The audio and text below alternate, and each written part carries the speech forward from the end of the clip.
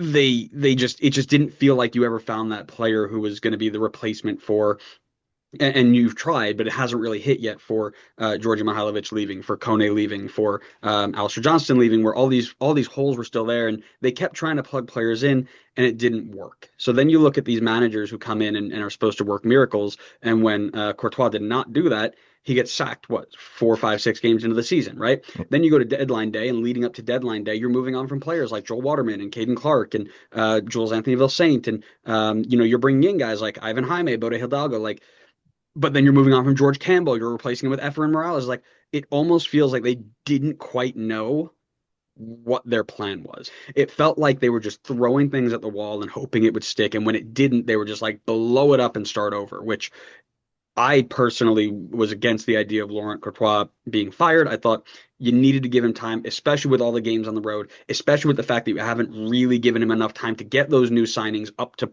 his style of play. And maybe that was just an outsider's point of view, but as a manager, you have to have time to get these new signings up to a level. It's not just going to be plug and play unless you're getting Erling Haaland, maybe. But that is one of the things where